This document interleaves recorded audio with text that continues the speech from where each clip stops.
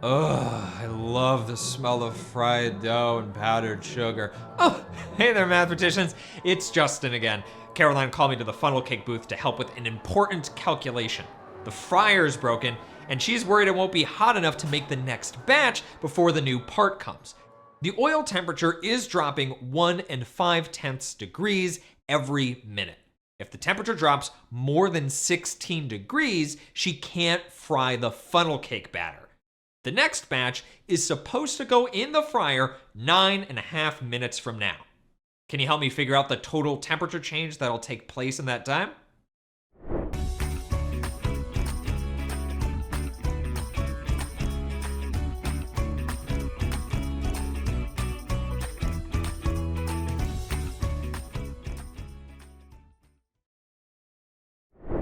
Dropping tells us to use a negative number. The oil changes by negative 1.5 degrees each minute.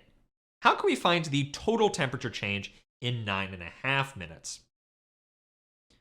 We need to multiply negative 1 5/10 by 9.5, which we can also write as 9 5/10. We've multiplied integers, but what about negative decimals? We should review our integer rules before we try Caroline's problem.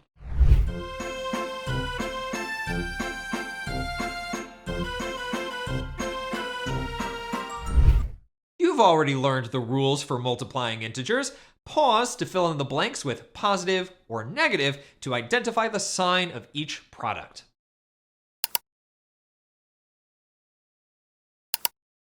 When multiplying integers with different signs, the answer is negative. And when multiplying integers with the same sign, the answer is positive.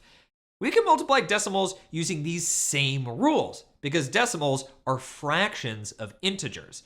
Just multiply the decimals as if they're positive, then apply the appropriate sign to the product. Let's try it by finding the product of 2 1/10 and negative 1 5/10. First, ignore the signs and write the decimals vertically to multiply. What's the first step of multiplying decimals? Right, converting the decimals to whole numbers. Multiplying a number by 10 shifts digits one place value greater.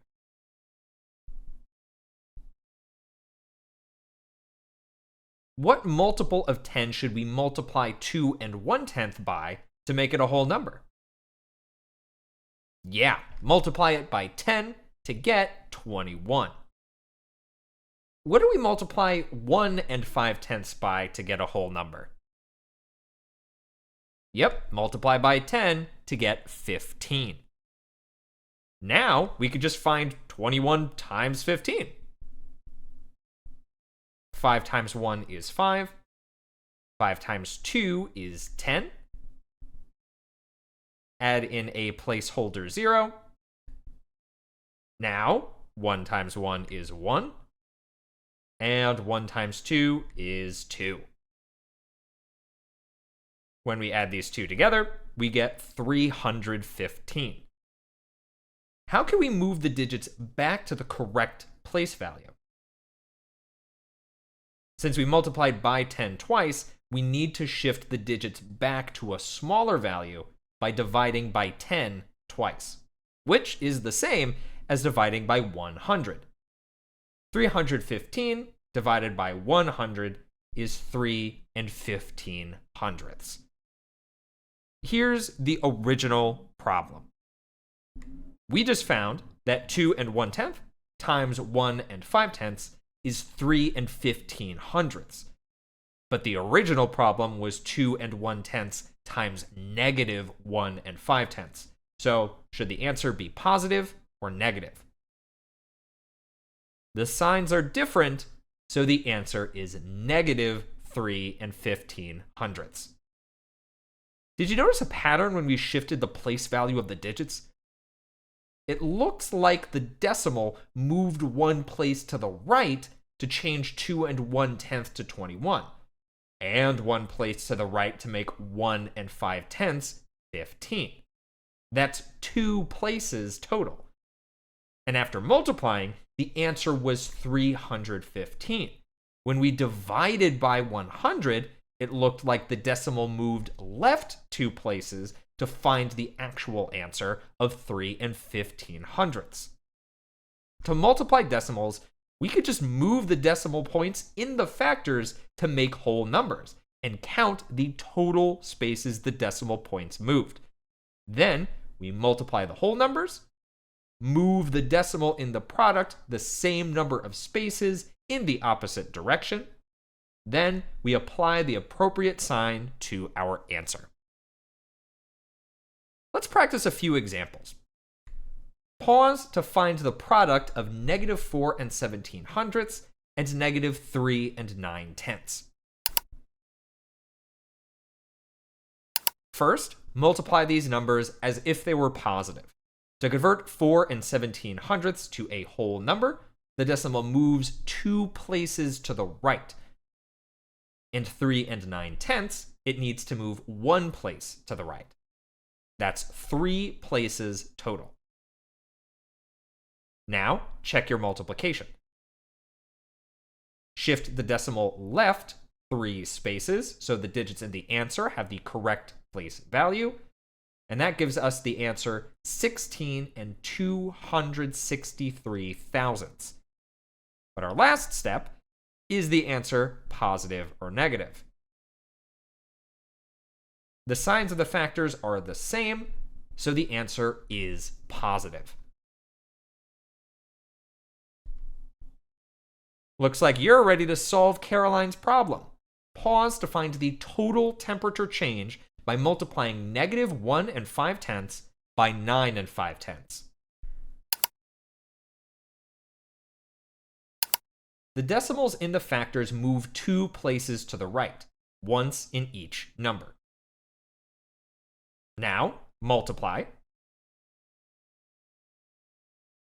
Shift the place value of the digits back by sliding the decimal in the answer left 2 spaces, and that gives us 14 25/100ths. Should the answer be positive or negative? The signs are different, so the answer is -14 25/100ths degrees.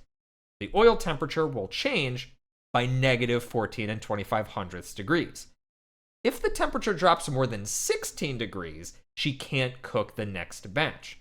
Since -14 25/100ths is greater than -16, the oil will still be warm enough for the next batch.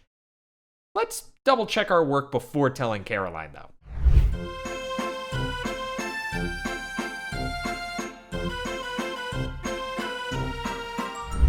We can use inverse operations to check our work.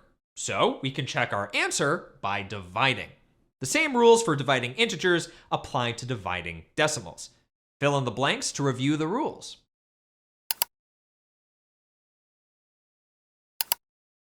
When we divide numbers with different signs, the answer is negative, and when we divide numbers with the same sign, the answer is positive.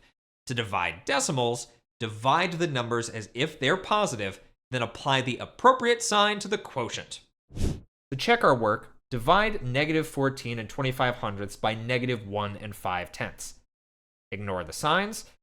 Let's look at this as a fraction first. It's easiest to divide if the divisor, or the number we're dividing by, is a whole number.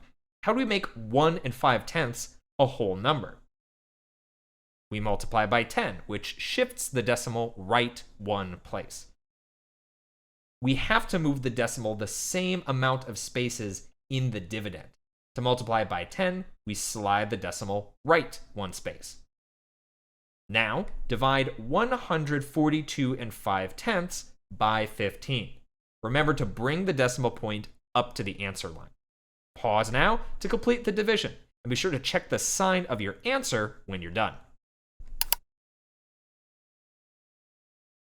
The answer is 9 5/10ths. Feel free to pause to check your work. Now, check the sign of the quotient. We divided numbers with the same sign, so should the answer be positive or negative? The answer is positive 9 5/10ths, which is the amount of time we had until the next batch. While I tell Caroline to start the next batch, why don't you practice some more division? Pause to try these examples. Look at negative 22 and 5/10 divided by 9 first. Remember, we can ignore the signs for now. This time, the divisor, 9, is already a whole number. Bring the decimal point up to the answer line, then divide. Be sure to check your long division. The answer is 2 and 5/10. Should our answer be positive or negative? The factors have different signs, so our answer is negative 2 and 5/10. Now, the next example. Ignore the signs. Shift the place value of the digits in the divisor by moving the decimal right one place, and do the same in the dividend. We're actually dividing 356 and 4/10 by 11. Bring the decimal point up and divide to get 32 and 4/10. Should the answer be positive or negative? Since the factors have different signs, the answer is negative 32 and 4/10. Nice work multiplying and dividing decimals with negatives. Caroline was so relieved when I told her the answer we found. Be sure to finish the guided notes and practice levels 1 through 3. Until next time, keep questioning, keep calculating, and remember, combining strategies we know can help us solve new problems. See you next time. Hey, hey.